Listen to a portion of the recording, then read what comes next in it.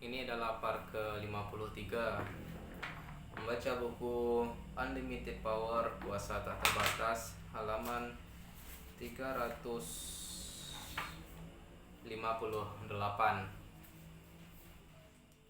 Orang yang memberikan presentasi tersebut jelas bukan berniat buruk, tetapi ketulusan tidaklah menjamin tidak terjadinya kerusakan akibat kurangnya pemahaman tentang efek-efek pemantapan seperti dengan saung.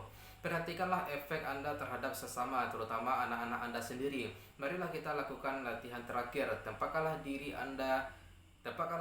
dalam kondisi yang berkuasa, yang berakal budi, dan pilihlah warna yang paling berakal budi bagi Anda. Lakukanlah hal yang sama dengan bentuk dan suara serta perasaan yang akan Anda asosiasikan dengan kondisi Anda yang paling berkuasa, paling berakal budi. Lalu bayangkanlah ungkapan yang akan Anda ucapkan seandainya Anda merasa lebih bahagia, lebih terpusat, dan lebih kuat daripada yang sudah-sudah. Berikutnya, Ingat-ingatlah sesuatu pengalaman tidak menyenangkan, seseorang yang menjadi sauh negatif, sesuatu yang Anda takuti. Dalam benak Anda, tampakkanlah bentuk positif itu di sekeliling pengalaman negatif tersebut. Lakukanlah itu dengan kepercayaan total bahwa Anda bisa menangkap perasaan negatif di dalamnya. Lalu ambillah warna berakal budi Anda dan secara fisik tiuplah itu ke seluruh sauh yang negatif. Dengan demikian kerasnya sehingga sauh negatif tersebut lebur.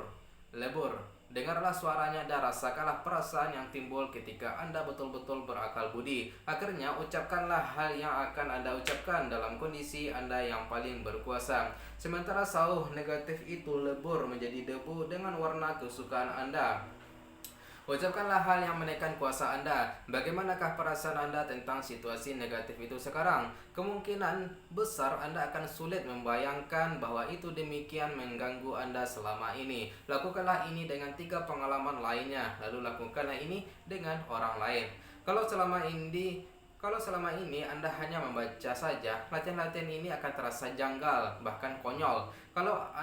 Tetapi kalau Anda melakukannya, Anda akan dapat melihat kuasa luar biasa yang mereka punyai. Inilah unsur kunci sukses, kemampuan menghilangkan diri lingkungan Anda sendiri, pemicu-pemicu yang cenderung menempatkan Anda dalam kondisi-kondisi negatif atau tidak berakal budi, sambil menanamkan kondisi-kondisi yang positif dalam diri sendiri maupun sesama. Salah satu cara untuk melakukan ini adalah dengan membuat tabel sauh-sauh utama positif maupun negatif dalam kehidupan Anda. Perhatikanlah apakah sauh-sauh tersebut terpicu terutama oleh stimuli visual, auditory, atau kinestetik. Begitu Anda tahu apa saja sauh Anda, hendaknya Anda buang sauh-sauh yang negatif dan Anda manfaatkanlah sauh-sauh yang positif. Bayangkanlah kebaikan yang bisa Anda perbuat sementara Anda belajar memantapkan seperti dengan sauh kondisi-kondisi positif itu dengan efektif, bukan hanya dalam diri sendiri melainkan juga dengan sesama. Bagaimana seandainya Anda berbicara kepada rekan-rekan Anda, memasukkan mereka ke dalam kerangka berpikir yang termotivasi, yang penuh semangat, dan memantapkannya seperti dengan sauh, dengan sentuhan atau ekspresi atau nada suara yang bisa Anda hasilkan lagi di masa depan. Setelah beberapa lama dengan memantapkan kondisi-kondisi mental yang positif itu beberapa kali, Anda bisa membangkitkan motivasi kuat yang sama setiap saat. Pekerjaan mereka akan lebih memuaskan, perusahaan akan lebih diuntungkan, dan semua orang akan jauh lebih senang. Bayangkanlah kuasa yang bisa Anda punyai dalam kehidupan Anda seandainya saja Anda bisa mengambil hal-hal yang dulunya mengganggu Anda dan malah memanfaatkannya untuk membuat Anda merasa cukup hebat atau cukup berakal budi untuk mengubahnya. Anda berkuasa untuk melakukannya. Izinkan saya menutup bab ini dengan suatu pemikiran terakhir. Bukan saja tentang memantapkan seperti dengan sauh, melainkan tentang semua teknik yang telah Anda pelajari sejauh ini.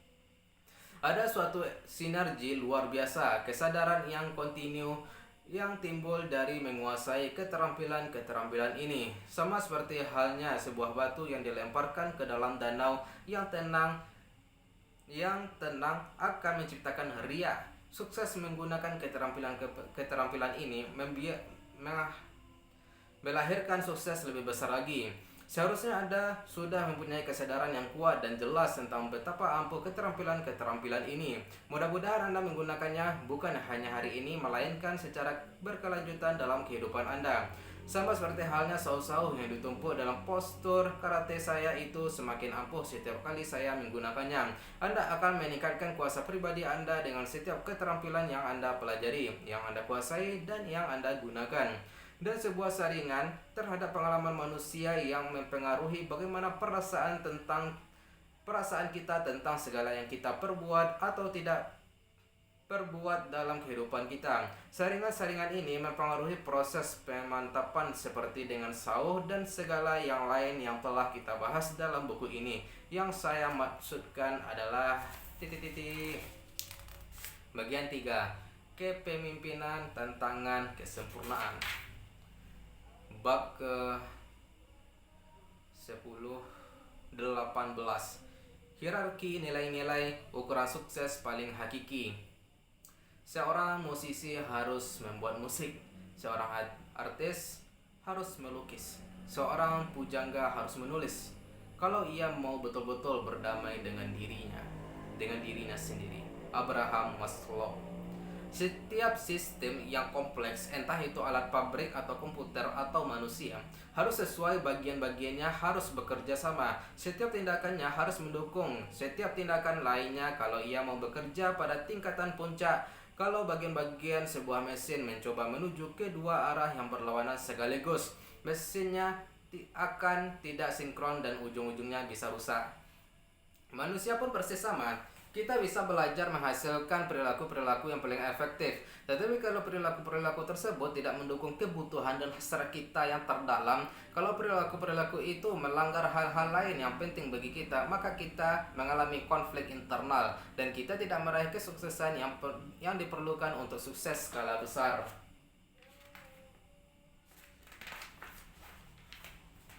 Kalau seorang mendapatkan satu hal tetapi samar-samar menginginkan hal lain, ia tidak akan sepenuhnya bahagia dan atau terpenuhi. Atau kalau seseorang mencapai sebuah sasaran tetapi untuk itu melanggar kepercayaannya sendiri tentang apa yang benar atau salah, timbullah kekacauan.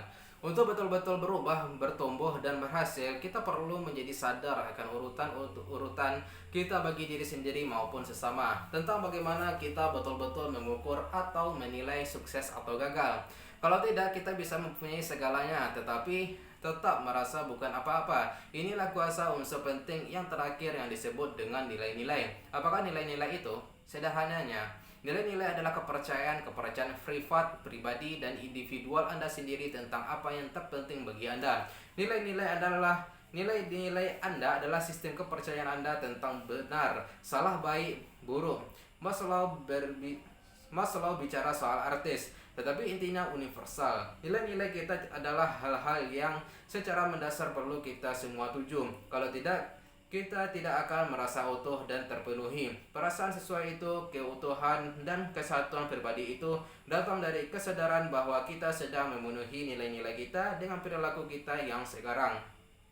Nilai-nilai bahkan menentukan apa yang akan Anda hindari. Nilai-nilai mempengaruhi keseluruhan gaya hidup Anda. Nilai-nilai menentukan bagaimana respon Anda terhadap pengalaman apapun dalam kehidupan Anda. Nilai-nilai itu sangat mirip seperti tingkatan pelaksana dalam sebuah komputer.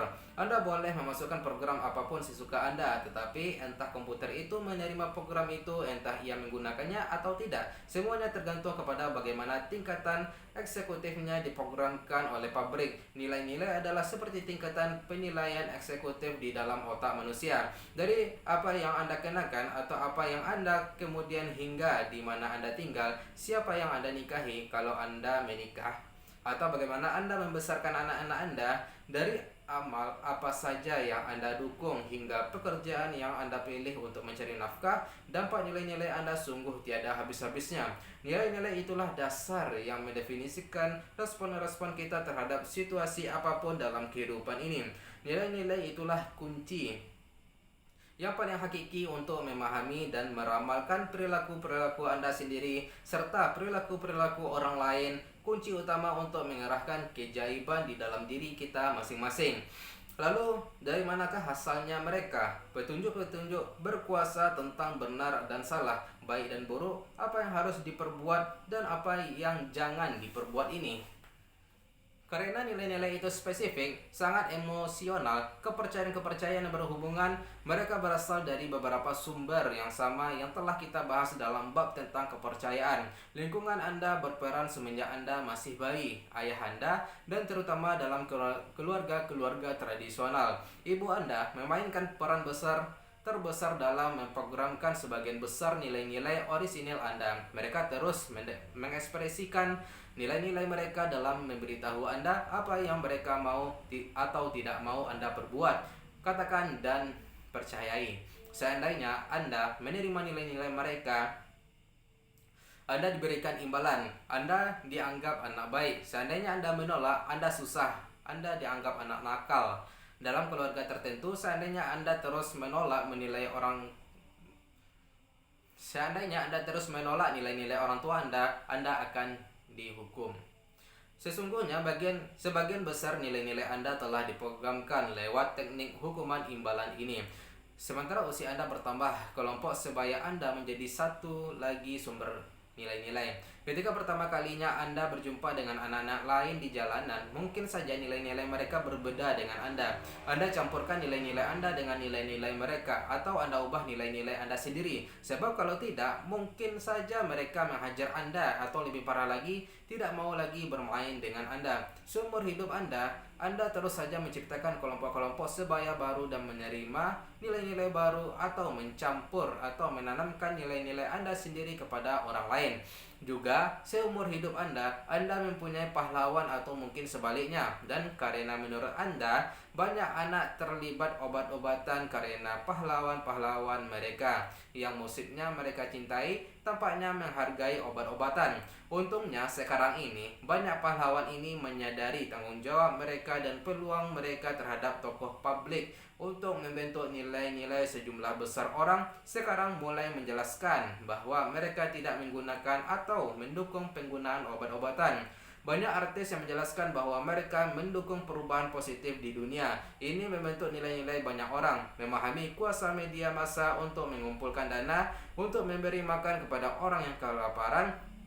Bob Geldof yang terkenal karena Live Aid dan Band Aid-nya telah menggali nilai-nilai bintang-bintang berkuasa lainnya. Lewat upaya dan teladan mereka telah membantu menguatkan nilai memberi dan belas kasih bagi sesama. Banyak orang yang sebelumnya tidak menganggap nilai ini sebagai yang terpenting dalam kehidupannya, akhirnya mengubah perilaku mereka setelah melihat pahlawan-pahlawan mereka. Bruce Springsteen, Michael Jackson, Kenny Rogers, Bob Dylan, Stevie Wonder, Diana Ross, Lionel Richie, dan lainnya memberitahu mereka secara langsung dan setiap harinya lewat musik mereka dan video-video mereka bahwa banyak orang yang sekarat dan kita harus berbuat sesuatu. Di bab berikutnya akan kita telaah lebih mendalam penciptaan tren dan kecenderungan. Sekarang ini sadarilah kuasa media massa dalam mengarahkan dan menciptakan nilai-nilai dan perilaku. Itu saja dulu guys, besok kita akan sambung ke halaman 366. Sekian, bye bye.